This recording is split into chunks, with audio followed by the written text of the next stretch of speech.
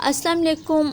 आज जो हम टॉपिक करेंगे वो है अरसतू का नज़रिया तज़किया नफ्स भी कह सकते हैं आप, और कथारसिस भी कह सकते हैं। अगर आपको क्वेश्चन आ जाए अरसतू का नज़रिया कथारसिस बताएं, तब भी आपने यही आंसर लिखना है जो इस लेक्चर में बताऊंगी। और अगर आ गया आपको तज़किया नफ्स तो फिर भी आपने यही बताना है। कथारसिस यूनानी ज़ुबान का लफ्ज़ है जिसके मायने जलाब के हैं। बुनियादी तौर पर ये लफ्ज़ तिब की इस्तिलाह है, लेकिन अरसतू ने ये इस्तिलाह शायरी में भी इस्तेमाल की है। इसके ख़्याल में शायरी नफ्स इंसानी और रूह की यूँ सफाई करती है जैसे जलाब इंसानी बदन की सफाई करता है। जलाब से मुराद आप इस तरह ले लें जिस तरह दवाई होती है, जिस तरह इंसान ठीक होने के लिए दवाई लेता है ना, तो इस तरह इसमें कहा हुआ है कि जिस तरह शायरी इंसानी नफ्स और रूह की इस तरह सफाई करती है जैसे जलाब इंसानी बदन की सफाई करता है।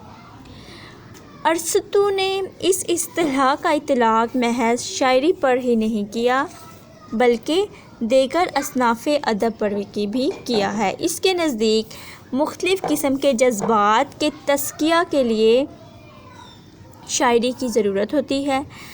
कथारसिस से मुराद जमा शुदा जज्बात का इखराज, दिल की भड़ास निकालना है।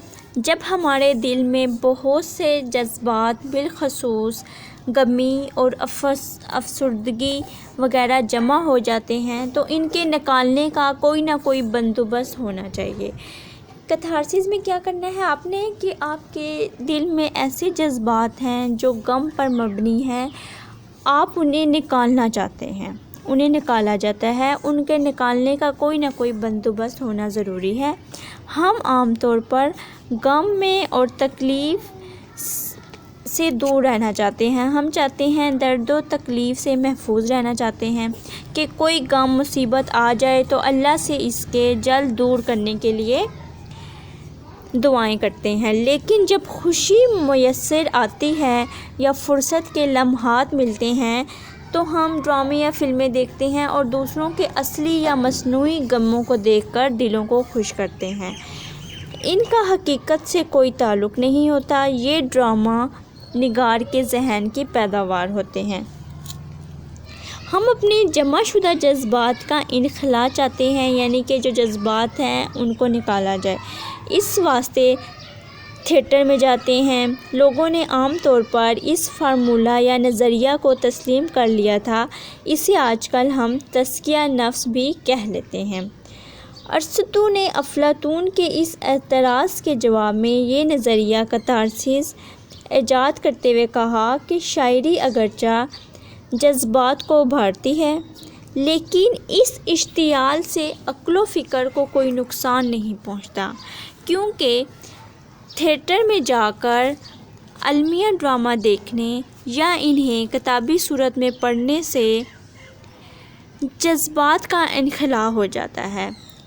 कैसे कि लोग थिएटर में जब जाते हैं तो हल्के फुल्के होकर निकलते हैं और ना ये जज्बात किसी मौका पर लावे की तरह फट जाते हैं जिससे इंसान की अमली ज़िंदगी पर असरात मुरतब होते हैं। ताहम अरसतू ने अपनी किताब वतीका में इस नज़रिए के सिलसिले में अफलातून का नाम कहीं नहीं लिया और ये नज़रिया आम अंदाज में किसी रेफरेंस के बगैर पेश किया है कि वो जज्बात के निकालने के लिए आप थिएटर जा सकते हैं, वहाँ आप हल्के फुल्के होकर निकलते हैं। अरसतू कैथारसिस के बारे में कहता है कि ट्रेजेडी का ये मकसद भी है कि वो खौफ और रहम के जज्बात को उभार कर हमारे फासिद और गैर मोतदिल जज्बात को साफ़ कर देती है।